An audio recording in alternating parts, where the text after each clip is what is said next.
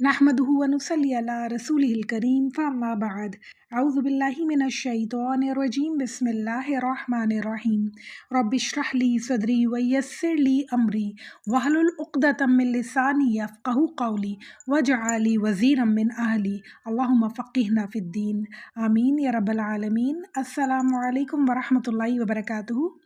कैसी है मेरी बहनें? अल्लाह से उम्मीद है ईमान और सेहत की बेहतरीन हालत में होंगी, लेक्चर सुन रही होंगी और अमल के पॉइंट्स नोट डाउन कर रही होंगी। आज मैंने बहुत ही खूबसूरत हदीस आपके लिए नोट डाउन की है, वो कुछ यूँ है। हज़रत उमर रज़ी अल्लाह ताला अन्हु का इरशाद है, सरदार बनने से पहले समझदार बनो, यानी दीन का इल्म हासिल करो। और हज़रत अबू अब्दुल्लाह यानी इमाम बुखारी रज़ी अल्लाह ताला अन्हु का इरशाद है, सरदार बनने के बाद भी इल्म हासिल करते रहो, क्योंकि रसूल अल्लाह सल्लल्लाहु अलैहि वसल्लम के असहाबा कराम बुढ़ापे तक इल्म हासिल किया करते थे, यानी दीन का इल्म हासिल किया करते थे। तो बहनों, इस हदीस से हमें क्या सीखने को मिला? ये कि दीन का इल्म हासिल करने की कोई भी एज नहीं है। हमेशा हमेशा हम कुरान पढ़ना सीख सकते हैं। तजवीद में गड़बड़ है तो सीखें उसे। शर्मिंदा ना हो कि अब बच्चे क्या कहेंगे कि दादी को, नानी को, मम्मा को तजवीद नहीं आती। अल्लाह ताला के सामने शर्मिंदा होने से बहुत ज़्यादा बेहतर है कि यहाँ हम थोड़ी सी परेशानी उठा लें और तजवीद सीखें इंशाअल्लाह। अल्हम्दुलिल्लाह तजवीद आती है, क़िरत हमारी सही है, तो तफसीर की तरफ आएँ। जो चीज़ें हमें दीन के मामले में हमारी कमज़ोर हैं उन्हें हम मज़बूत बनाने की कोशिश करें इंशाअल्लाह। हमें तफसीर भी आती है इंशाअल्लाह, तो वर्ड टू वर्ड ट्रांसलेशन की तरफ आएँ, क्योंकि कितना खूबसूरत लगता है जब आपको तर्जुमा पढ़ने की ज़रूरत नहीं पड़ती। आप कुरान पढ़ते जा रहे होते हैं और आप सब कुछ आपको समझ आ रहा होता है। आपको पता चल रहा होता है कि अल्लाह ताला आपसे डायरेक्ट क्या बात कर रहे हैं। आपको फ़ौरन से तर्जुमा देखने की ज़रूरत नहीं पड़ती। बहुत ही अच्छा लगता है, बहुत ही मज़ा आता है जब आप क़िरत सुनते हैं किसी की, तो आपको समझ आता है कि इसमें क़ारी साहब क्या पढ़ रहे हैं, तो बहुत अच्छा लगता है। वर्ड टू वर्ड ट्रांसलेशन भी आती है, तो ग्रामर की तरफ आइए। फिर हमारे पास फ़िक़्ह भी है और बहुत सारे उलूम हैं दीन के जिसमें हम महारत हासिल कर सकते हैं इंशाअल्लाह ताला। हिफ्ज़ बहुत खूबसूरत बात है। थोड़ी थोड़ी छोटी छोटी सी आयतों को हिफ्ज़ करना शुरू करें और अपनी नमाज़ों में पढ़ना शुरू करें, तो नमाज़ों का लुत्फ़ ही अलग है, नमाज़ों की खुशू खुज़ू ही अलग होती है। तो अटेंशन बिल्कुल फ़ोकस्ड रहता है इंसान जब हिफ्ज़ की हुई आयतें पढ़ रहा होता है, सूरतें पढ़ रहा होता है। जो बचपन से पढ़ते चले आ रहे हैं ना, वो तो पढ़ने के लिए हमें कुछ सोचना ही नहीं पड़ता ना, यानी शुरू करते हैं और ख़त्म होती है और पता भी नहीं चलता कैसे शुरू हुई कब ख़त्म हो गई। मगर हिफ्ज़ की भी हर आयत को हमें सोच सोच के पढ़ना होता है, तो बहुत मज़ा आता है नमाज़ों में। बहुत फ़ोकस्ड रह के इंसान नमाज़ पढ़ता है। तो छोटी छोटी सूरतों को हिफ्ज़ करना शुरू करें, आयतों को हिफ्ज़ करना शुरू करें इंशाअल्लाह ताला। तो कहीं ना कहीं अल्लाह ताला के दीन के तालिब इल्म रहें, तो अल्लाह ताला की रहमतें बरकतें हमेशा हमारे ऊपर कायम रहेंगी इंशाअल्लाह। तो शुरू करते हैं अपना लेक्चर। सूरतुल अनआम, पारा नंबर 7, आयत नंबर 31। देखते हैं अल्लाह ताला हमसे क्या फरमा रहे हैं। औज़ु बिल्लाहि मिनश शैतानिर रजीम, बिस्मिल्लाहिर रहमानिर रहीम। क़द ख़सिरल लज़ीना कज़्ज़बू बिलिक़ाइल्लाह हत्ता इज़ा जाअतहुमुस साअतु बग़ततन क़ालू या हसरतना अला मा फ़र्रतना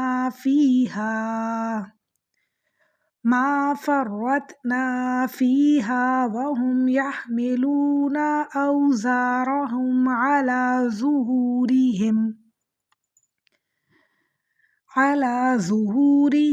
अला साअ मा यज़िरून। बेशक खसारे में पड़ गए वो लोग जिन्होंने अल्लाह से मिलने को झुठलाया, यहाँ तक कि जब उनका वक्त आ पहुँचा तो कहेंगे, हाय अफसोस हमारी कोताही पर जो इसके बारे में हमसे हुई। और हालत उनकी ये होगी कि वो अपने बार अपनी पीठों पर लादे हुए होंगे। खूब सुन लो कि ये बुरी होगी वो चीज़ जिसको वो लादे हुए होंगे। दुनिया में जो लोग अल्लाह ताला को नहीं मानते, अल्लाह ताला के अहकामात को नहीं मानते, अल्लाह ताला के होने वाहिद होने पे नहीं वो मानते, और अल्लाह ताला के रसूलों को और किताबों को नहीं मानते या आखिरत को नहीं मानते, और जो उनका दिल चाहता है वो वही करते हैं, तो आखिरत उनकी बहुत ज़्यादा सख्त होती है। अल्लाह ताला यहाँ खोल खोल कर बता रहे हैं कि बहुत ख़तरनाक अंजाम होगा, बहुत खसारा पाने वाले लोगों में वो शामिल होंगे। छोटी सी ज़िंदगी में तो बहुत मज़े आ रहे हैं आपको, मगर सोचें कि आखिरत बहुत ज़्यादा बड़ी है। قیامت کے بعد کی زندگی ہمیشہ رہنے والی ہے، اس کے لیے ہم کیا کر رہے ہیں؟ ان کے برے اعمال ان کی پیٹھوں پر لدے ہوئے ہوں گے اور وہ قیامت میں گھسٹتے جا رہے ہوں گے، اور وہ جو اعمال ہیں وہ ان سے سنبھالے نہیں جا رہے ہوں گے، اور کتنا زیادہ پچھتاوا ہوگا ان کے اندر، مگر وہ کچھ نہیں کر سکتے ہیں۔ اللہ تعالیٰ ان لوگوں میں ہم میں سے کسی کو شامل نہ فرمائے، ان سب کو اللہ تعالیٰ ہدایت دے، اور اللہ تعالیٰ اس وقت سے پہلے ہم سب کو سدھرنے کی توفیق عطا فرمائے انشاءاللہ۔ بار بار اللہ تعالیٰ سمجھاتے ہیں، آیت نمبر 32 میں اتنی پیاری طرح اللہ تعالیٰ فرما رہے ہیں، اور دنیا کی زندگی تو کچھ بھی نہیں، صرف کھیل تماشا ہے، صرف کھیل تماشا ہے۔ صبح اٹھتے ہیں، اپنی دنیا کی زندگی کے چند کام کرتے ہیں، رات ہو جاتی ہے، ختم ہو جاتی ہے، پورا دن ختم ہو جاتا ہے۔ اتنی تیزی سے ہماری زندگیاں گزر رہی ہیں، اگر ان میں ہم نے اپنے دین کو کیچ نہیں کیا، اپنی نمازوں کو پراپر نہیں رکھا، ساتھ ساتھ قرآن نہیں پڑھتے رہے، ساتھ ساتھ اپنے نیک عمل بھی جمع نہیں کرتے رہے، تو بہت زیادہ لاس ہے ہمارا، بہت زیادہ نقصان اٹھانے والوں میں ہم شامل ہو سکتے ہیں۔ ایک ایک کر کے اسی طرح دن گزرتے چلے جائیں گے، اور ہم یہ سوچتے چلے جائیں گے کہ انشاءاللہ ہم کریں گے، انشاءاللہ ہم جلدی نمازیں پڑھیں گے، انشاءاللہ ہم جلدی بہتر عمل کریں گے، مگر دن گزرتے چلے جائیں گے اور ہم اپنے دن کی زندگی کے کاموں سے ہی نکل نہیں پائیں گے۔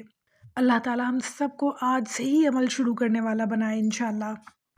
پھر کنٹینیو کر رہے ہیں آیت کو، اور اللہ تعالیٰ فرما رہے ہیں، اور دار الآخرت متقیوں کے لیے بہتر ہے۔ یعنی کون لوگ ہیں جو آخرت میں فائدے مند ہوں گے، یعنی کہ فائدے میں ہوں گے، سکون میں ہوں گے، وہ متقی لوگ ہوں گے، جو دنیا میں تو رہتے ہیں مگر اللہ سے ڈر کر رہتے ہیں، کوئی گناہ کے کام نہیں کرتے، لوگوں کے دل نہیں دکھاتے، لوگوں کا مال نہیں کھاتے، چوریاں نہیں کرتے، غیبت نہیں کرتے، بدعت نہیں کرتے، تو وہ لوگ ہیں متقی لوگ، جنہیں پتہ ہے کہ ہمیں مرنا ہے اور ایک دن اٹھائے جانا ہے۔ پھر کہہ رہے ہیں، کیا تم سوچتے نہیں ہو؟ یعنی سوچو تو کہ تم کیا کر رہے ہو، سوچنے پہ مجبور کر رہے ہیں اللہ تعالیٰ، سوچو کہ تم کیا کر رہے ہو۔ تم ذرا سا سوچو گے تو تمہیں پتہ چل جائے گا کہ میں غلط ہوں اور مجھے کیا کرنا چاہیے۔ تھوڑا سا جو میں مال کما رہا ہوں، ایکسٹرا حرام کما رہا ہوں، تھوڑی سی خواہشات پوری کرنے کے لیے، وہ مجھے کہاں لے جا سکتا ہے، سوچو اس بات کو۔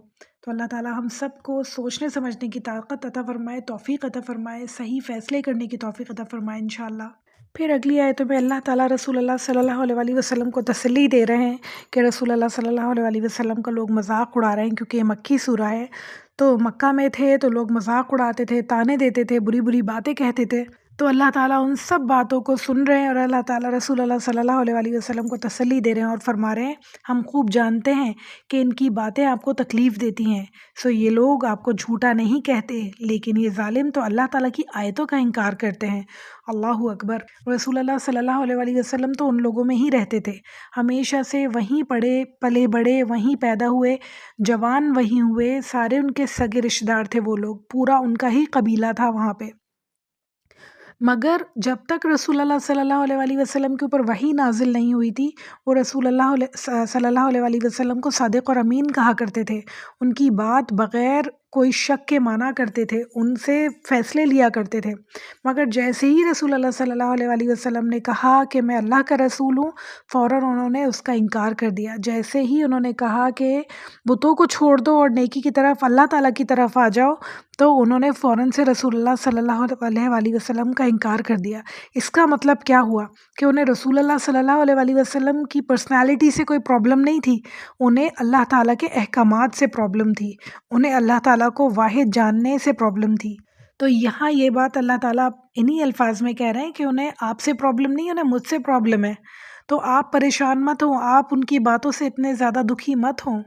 پھر 34 آیت میں اور یہی بات کو آگے کنٹینیو کرتے ہوئے اللہ تعالیٰ کہہ رہے ہیں، اور بہت سے پیغمبر جو آپ سے پہلے آئے ہیں ان کی بھی تکذیب ہو چکی ہے، یعنی انہیں بھی بہت جھٹلایا گیا ہے، سو انہوں نے اس پہ صبر ہی کیا، ان کی تکذیب کی گئی اور ان کو ایذائیں پہنچائی گئیں، یعنی انہیں تکلیفیں پہنچائی گئیں، یہاں تک کہ ہماری امداد انہیں آ پہنچی، یعنی اس کے بعد ہماری مدد رسولوں پر آ پہنچی اور ان قوموں پر عذاب نازل ہوا۔ پھر فرما رہے ہیں ان باتوں کا کوئی بدلنے والا نہیں ہے، اور آپ صلی اللہ علیہ وآلہ وسلم کے پاس بعض پیغمبروں کے بعض خبریں پہنچ چکی ہیں، یعنی آپ کے پاس بہت سارے پیغمبروں کی خبریں ہیں، بہت ساری باتیں آپ کو پتہ ہیں کہ پہلے کیا کیا ہوا تھا۔ آپ اتنے پریشان مت ہوں، صبر کریں، اللہ سے مدد مانگیں، آپ کے پاس بھی انشاءاللہ جلد اللہ کی مدد آئے گی۔ پھر 35 آیت میں اللہ تعالیٰ فرما رہے ہیں اور اگر آپ کو ان کی باتیں بری لگتی ہیں تو اگر آپ کو یہ قدرت ہے کہ آپ زمین میں کوئی سرنگ یا آسمان میں کوئی سیڑھی ڈھونڈ لیں تو کوئی معجزہ لے آئیں تو لے آئیں، اور اگر اللہ تعالیٰ کو منظور ہوتا تو ان سب کو راہ راست پر جمع کر دیتا، سو آپ نادانوں میں سے نہ ہو جائیے۔ یعنی رسول اللہ صلی اللہ علیہ وآلہ وسلم سے اللہ تعالیٰ کہہ رہے ہیں کہ اگر آپ یہ چاہتے ہیں کہ آپ کچھ بھی کر کے ان کو ایمان پہ کی طرف لے آئیں، آپ کچھ بھی ایسا کر لیں اور یہ لوگ ایمان لے آئیں، تو ایسا نہیں ہو سکتا ہے۔ سرنگ ڈھونڈ لیں یا سیڑھی لگا لیں، مطلب یہ کہ آپ یہ چاہتے ہیں کہ میں کسی بھی طرح انہیں ایمان پہ لے آؤں، کچھ بھی کروں، چاہے میں سرنگ کھودوں، چاہے میں سیڑھی لگا کے آسمان سے کچھ لے آؤں، کوئی ایسا معجزہ لے آؤں جس پہ یہ ایمان لے آئے، تو ایسا نہیں ہو سکتا ہے۔ اللہ تعالیٰ چاہتا تو یہ سب کے سب ایمان لے آتے، مگر اللہ تعالیٰ ایسا نہیں چاہتا۔ اللہ تعالیٰ نے انہیں خود رائٹس دی ہیں کہ تم خود سوچو کیا صحیح ہے کیا غلط ہے اور پھر فیصلہ کرو۔ اگر اس طرح کا کوئی معجزہ ان کے سامنے آ جاتا ہے پھر تو یہ ایمان لے ہی آئیں گے، مگر اللہ تعالیٰ ایسا نہیں چاہتے ہیں۔ پھر 36 آیت میں اللہ تعالیٰ فرما رہے ہیں وہی لوگ قبول کرتے ہیں جو سنتے ہیں، اور مردوں کو اللہ تعالیٰ زندہ کر کے اٹھائے گا، پھر سب اللہ ہی کی طرف لائے جائیں گے۔ یعنی جو نہیں سنتے ہیں، اللہ تعالیٰ فرما رہے ہیں کہ یعنی بہت سارے ایسے لوگ ہیں جو ہم نے پچھلے لیکچر میں بھی بات کی تھی، جو سنتے ہیں مگر ان پہ اثر نہیں ہوتا، پورا قرآن پڑھ رہے ہوتے ہیں، پورے قرآن کی تفسیر بھی سن رہے ہوتے ہیں، مگر دلوں سے جو کینہ ہے، بغض ہے، وہ ختم نہیں ہو رہا تھا، جو دل کالا ہوتا ہے وہ ختم نہیں ہو رہا ہوتا، جو چوری کرنے کی عادت ہے وہ نہیں جاتی، جو غیبت کرنے کی عادت ہے وہ نہیں جاتی، جو بدعات کرنے کی عادتیں ہیں وہ نہیں جاتی، اور جو دوسری چھوٹی چھوٹی بڑی بڑی برائیاں ہوتی ہیں انسان کے اندر وہ نہیں جاتی۔ وہ اس لیے کیونکہ انسان صرف سن رہا ہوتا ہے، دل سے نہیں سنتا، وہ باتیں اس کے دل میں نہیں جا رہی ہوتی ہیں۔ اللہ تعالیٰ کہہ رہے ہیں قبول وہی کرتے ہیں جو سنتے ہیں، جن کے دلوں میں بات اترتی ہے، جن کے دلوں پہ اثر ہوتا ہے۔ تو اللہ تعالیٰ ہم سب کو ان لوگوں میں شامل فرمائے جو سنے بھی اور جن کے دلوں پہ اثر بھی ہو، انشاءاللہ یہ باتیں دل پہ ایسی لگیں جا کے انشاءاللہ کہ تمام برائیاں دلوں سے نکل جائیں، تمام کینہ بغض دلوں سے نکل جائے ہمارے۔ آیت نمبر 37 اللہ تعالیٰ فرما رہے ہیں اور یہ لوگ کہتے ہیں کہ ان پر کوئی معجزہ کیوں نہیں نازل کیا گیا ان کے رب کی طرف سے۔ آپ فرما دیجئے اللہ تعالیٰ کو بے شک پوری قدرت حاصل ہے کہ ان پر معجزہ نازل فرما دیتے، لیکن ان میں اکثر بے خبر ہے۔ اس آیت کا مطلب یہ ہے کہ معجزہ جو نازل نہیں ہو رہا ہے، اس کا مطلب یہ نہیں ہے کہ اللہ تعالیٰ کے نعوذ باللہ طاقت نہیں ہے کہ وہ معجزہ نازل فرما دیں۔ اللہ تعالیٰ نے حضرت صالح علیہ السلام کی قوم نے کہا اونٹنی نکالیں پہاڑ میں سے، اللہ تعالیٰ نے وہ پہاڑ میں سے ایک حاملہ اونٹنی نکالی، اور کتنے ایسے معجزے ہم دیکھتے ہیں مختلف انبیاء کے جو اللہ تعالیٰ نے پورے کیے، مگر اس معجزے کے بعد یہ ہوتا ہے کہ اگر قوم ایمان نہیں لاتی تو پوری کی پوری قوم کو ہلاک کر دیا جاتا ہے۔ تو معجزہ نہ بھیجنے کی ایسا ایک جو کلیئر معجزہ ہوتا ہے، ایک یہ بھی وجہ ہوتی ہے کہ اللہ تعالیٰ پوری قوم کو ہلاک کرنا نہیں چاہتا، اور بے خبری میں نادانی میں انسان اللہ کے بارے میں کیا کیا کہتا چلا جاتا ہے۔ ہم بھی جو باتیں اللہ تعالیٰ کے بارے میں انجانے میں کہہ جاتے ہیں، مثلاً اللہ تعالیٰ پتہ نہیں ہم سے کیا چاہتے ہیں، پتہ نہیں اللہ تعالیٰ ہمارے ساتھ ہی ایسا کیوں کرتے ہیں، یا اللہ تعالیٰ کو ہم ہی ملے تھے خالی یہ کام کرنے کے لیے، ہماری اتنا بدنصیبی لکھنی تھی اللہ تعالیٰ نے تو ہمارے لیے بس برا ہی لکھا ہے۔ بہت ساری باتیں ہم اس طرح کی اللہ تعالیٰ کے بارے میں کہہ جاتے ہیں جو ہمیں فوراً توبہ کرنی چاہیے۔ اللہ تعالیٰ کبھی کسی کا برا نہیں چاہتے، ہر بات میں اللہ تعالیٰ کی حکمت ہوتی ہے، ہر چیز میں وجہ ہوتی ہے جو اللہ تعالیٰ کر رہے ہوتے ہیں۔ اگر فل پکچر دیکھی جائے تو پتہ چلے کہ اللہ تعالیٰ انسان کی بہتری ہی چاہتے ہیں، ہدایت ہی چاہتے ہیں، اور جہاں پہ انسان کو کچھ نقصان ہوا ہے وہ بھی انسان کی بہتری کے لیے ہوتا ہے۔ اسی بات پہ اللہ تعالیٰ کہہ رہے ہیں کہ انہیں خبر ہی نہیں ہے، وہ جانتے ہی نہیں ہے کہ اللہ تعالیٰ کی پرسنالٹی کیا ہے اور اللہ تعالیٰ کی حکمتیں کیا ہیں۔ آیت نمبر 38 اللہ تعالیٰ فرما رہے ہیں، اب تھوڑی سی بات چینج کر رہے ہیں اور فرما رہے ہیں جتنے قسم کے جاندار زمین پر چلتے ہیں اور جتنے قسم کے جاندار پرند اپنے دونوں پروں پر یعنی بازوؤں پر اڑتے ہیں، ان میں کوئی قسم ایسی نہیں جو کہ تمہاری طرح گروہ میں نہ ہوں۔ یعنی سب کچھ اللہ تعالیٰ نے جوڑوں میں پیدا کیا ہے، گروہوں میں پیدا کیا ہے، جانور بھی اور پرندے بھی اپنے گروہوں میں رہتے ہیں، اور وہ سب بھی اللہ تعالیٰ کی مخلوق ہے، اور اللہ تعالیٰ نے انہیں پیدا کیا، اور اللہ تعالیٰ ہی انہیں چلانے پھرانے پہ قادر ہیں۔ پھر فرما رہے ہیں ہم نے دفتر میں کوئی چیز ایسی نہیں چھوڑی ہے۔ پھر سب اپنے پروردگار کے پاس جمع کیے جائیں گے۔ اچھا، یہ دفتر یعنی کتاب کی بات ہو رہی ہے، یہ لوح محفوظ بھی ہو سکتی ہے اور یہ نامہ اعمال کی کتاب بھی ہو سکتی ہے کہ اللہ تعالیٰ سب کچھ لکھ رہے ہیں، اللہ تعالیٰ کو سب کچھ پتہ ہے، اور ایک دن جب اللہ تعالیٰ کے پاس لوٹائے جائیں گے انسان چرند پرند، سب کا حساب کتاب ہوگا۔ آیت نمبر 39 اللہ تعالیٰ فرما رہے ہیں، اور جو لوگ ہماری آیتوں کی تکذیب کرتے ہیں وہ طرح طرح کی ظلمتوں میں گونگے اور بہرے ہو رہے ہیں۔ اللہ تعالیٰ جسے چاہتا ہے بے راہ کر دیتا ہے اور جسے چاہتا ہے سیدھی راہ دکھا دیتا ہے۔ یعنی اللہ تعالیٰ یہ کہہ رہے ہیں کہ جو اللہ تعالیٰ کی آیت کو جھٹلاتے ہیں، اللہ تعالیٰ کی نافرمانی کرتے ہیں، اللہ تعالیٰ کی بات ماننے کو تیار نہیں ہوتے، وہ گونگے اور بہرے ہیں، وہ سچ نہیں بول سکتے، وہ سچ سن نہیں سکتے، وہ ہدایت نہیں پا سکتے، ان کے دلوں میں اتنا نفاق ہے کہ اللہ تعالیٰ انہیں بھٹکنے کے لیے چھوڑ دیا ہے۔ اللہ ہمیں ان لوگوں میں کبھی شامل نہ فرمائے۔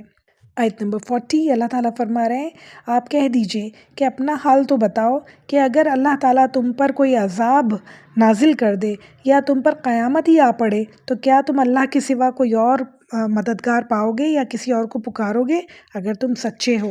یعنی اس دنیا میں تو تم جب پریشانی آتی ہے اللہ کے سوا بہت لوگوں کو پکارتے ہو، بہت جگہیں ہیں تمہیں جانے کے پاس، مگر عذاب آ جائے تو پھر کوئی ہوگا تمہیں بچانے والا، یا تمہارے قیامت آ جائے تمہارے اوپر تو کون ہوگا جو تمہیں بچائے گا اللہ کے علاوہ؟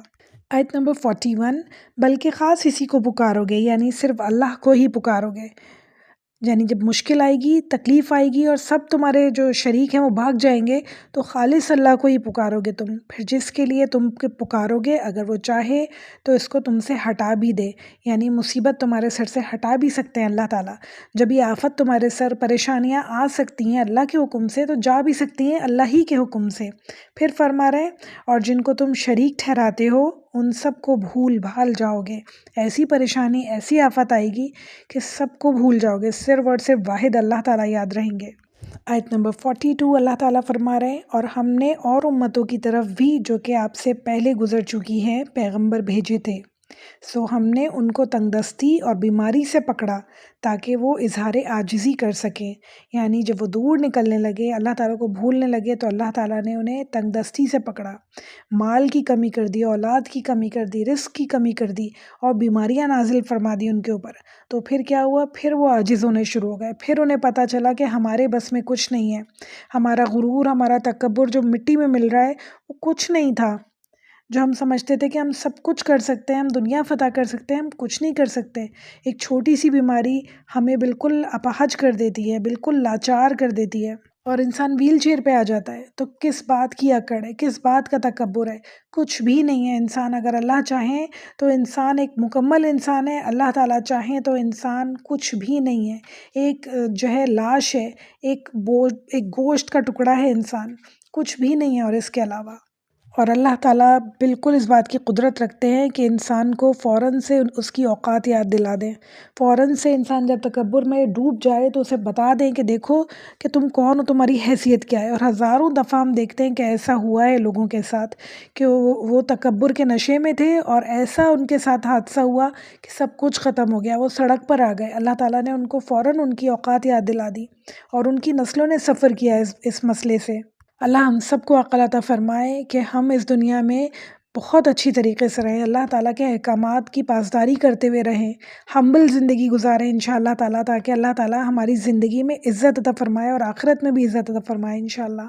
آیت نمبر 43 اللہ تعالیٰ کہہ رہے ہیں، سو جب ان کو ہماری سزا پہنچی تو انہوں نے عاجزی کیوں نہیں اختیار کی، لیکن ان کے قلوب سخت ہو گئے اور شیطان نے ان کے اعمال کو ان کے خیال میں آراستہ کر دیا۔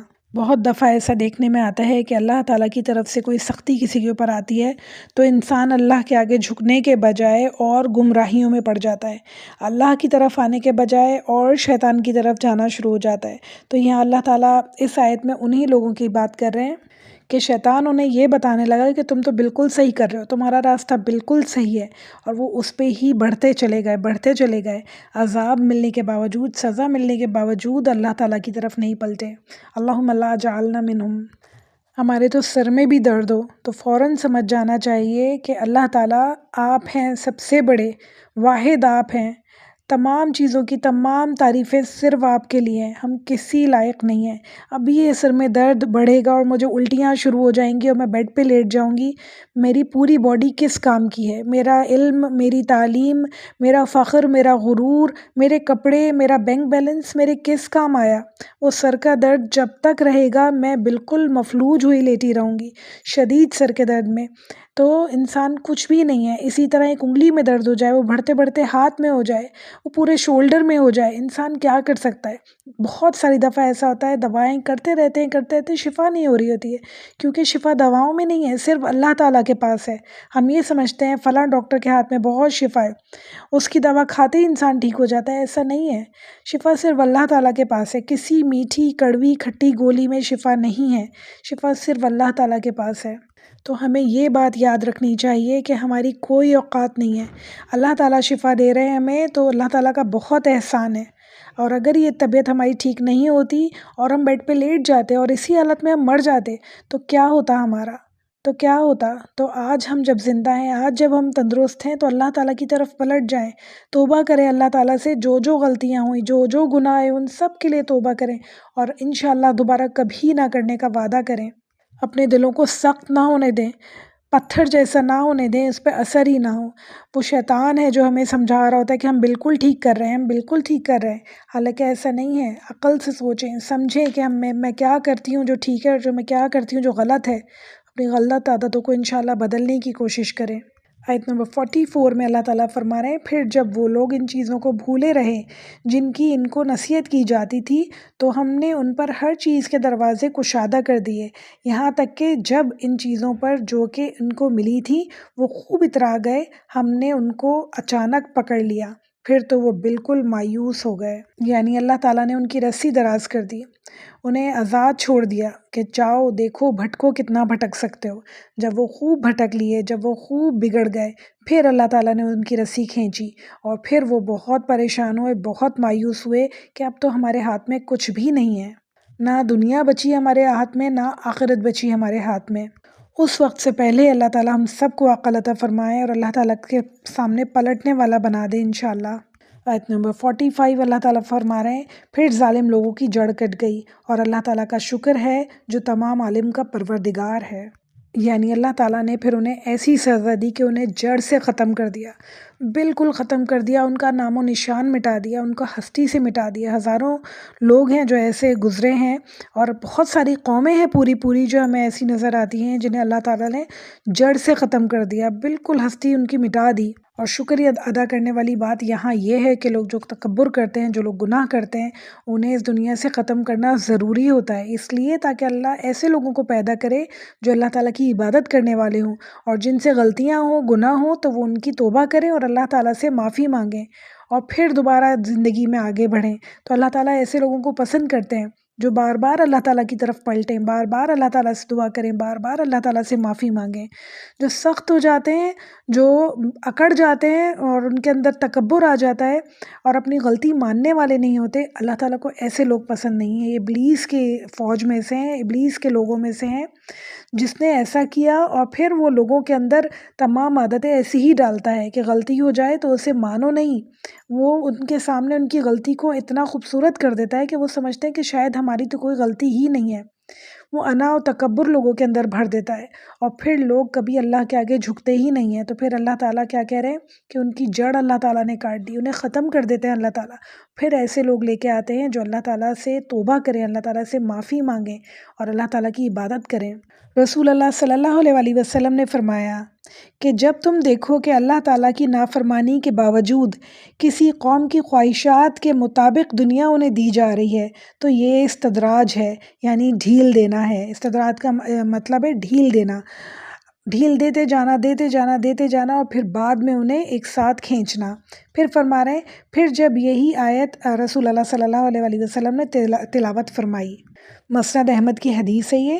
اچھا، اس بات سے ہمیں یہ پتہ چلتا ہے کہ کسی بھی ملک کی، کسی بھی لوگوں کی خوشحالی، ان کی ترقی اس بات کی ضمانت نہیں ہے کہ وہ اللہ تعالیٰ کے پسندیدہ لوگ ہیں۔ بعض لوگ ایسا سمجھتے ہیں کہ وہ کامیاب ہیں، وہ بہت اچھے عہدوں پر ہیں، مال و دولت کی فراوانی ہے، تو شاید وہ اللہ تعالیٰ کے بہت پسندیدہ ہیں، شاید اللہ تعالیٰ ان سے ناراض نہیں ہے۔ ایسا نہیں ہے بالکل، اللہ تعالیٰ نے انہیں ڈھیل دی ہوئی ہوتی ہے کہ بگڑ جاؤ، اگر تمہیں نہیں سمجھنا، بار بار انہیں اللہ تعالیٰ لیسنز دیتے ہیں، بار بار انہیں اللہ تعالیٰ بتا رہے ہوتے ہیں کہ دیکھو کیا غلط ہے کیا صحیح ہے، وہ نہیں سنتے، نہیں سمجھتے، نہیں سنتے، تو پھر اللہ تعالیٰ انہیں ڈھیل دیتے جاتے ہیں۔ پر ایک دن ایسا آتا ہے جو اللہ تعالیٰ ایک دم انہیں کھینچ لیتے ہیں، ان کی رسی کھینچ لیتے ہیں۔ آج ہمارا لیسن یہیں تک تھا۔ اللہ تعالیٰ سے امید ہے ہمیں ساری باتیں بہت اچھے سے سمجھ میں آئی ہوں گی، تمام آیت نے ہمارے دل پر اثر کیا ہوگا انشاءاللہ تعالیٰ، اور ہمارا دل بہت اچھے سے عمل کے لیے راضی ہوگا۔ تمام احکامات کو سننے اور سمجھنے کے بعد ہم نے ضرور کہا ہوگا کہ سمعنا واطعنا، اللہ تعالیٰ ہم نے سنا ہے اور ہم ضرور اطاعت کریں گے انشاءاللہ تعالیٰ، ہمیشہ ہمیشہ اطاعت کریں گے۔ ہمارے دلوں کو سخت نہ ہونے دیجیے گا، ہمارے دل سے اللہ تعالیٰ آپ اپنی محبت اور اپنا خوف نہ دور کر دیجیے گا میرے اللہ۔ ہم ہمیشہ سے صرف آپ کی عبادت کرتے آئے ہیں، ہم سے جو غلطیاں ہوتی ہیں، کوتاہیاں ہوتی ہیں، انہیں بخش دیجیے۔ ہم ہمیشہ توبہ کرنے والوں میں ہیں، ہم ہمیشہ جھکنے والوں میں ہیں، ہم ہمیشہ معافی مانگنے میں، استغفار کرنے میں، پہل کرنے والوں میں ہیں انشاءاللہ تعالیٰ۔ ہماری چھوٹی چھوٹی غلطیوں کو اللہ تعالیٰ آپ وہیں پکڑ کے وہیں ہمیں سیدھا رستہ اور ہدایت دکھا دیجیے گا۔ ہمیں استدراج نہیں چاہیے، ہمیں نیکیوں میں جلدی چاہیے، بڑھاوا چاہیے۔ گناہوں سے اللہ ہمیں بچا لیجیے، اللہ تعالیٰ ہمیں گناہوں سے بچا لیجیے، ہمیں ڈھیل نہ دیجیے کہ گناہ پہ گناہ کرتے جائیں اور ایک دم سے آپ اللہ رسی کھینچے اور انسان جہنم کے گڑھے میں جا کے گر جائے۔ اللہ نہ کرے کہ ہم میں سے کسی کے ساتھ بھی کبھی ایسا ہو۔ ربی اعنی علی ذکرک و شکرک و حسن عباداتک، ربنا تقبل منا انک انت السمیع العلیم وتوب علینا انک انت التواب الرحیم، صلی اللہ تعالی علی خیر خلقہ و ازواجہ و ذریتہ اجمعین برحمتک یا ارحم الراحمین۔ السلام علیکم ورحمۃ اللہ وبرکاتہ۔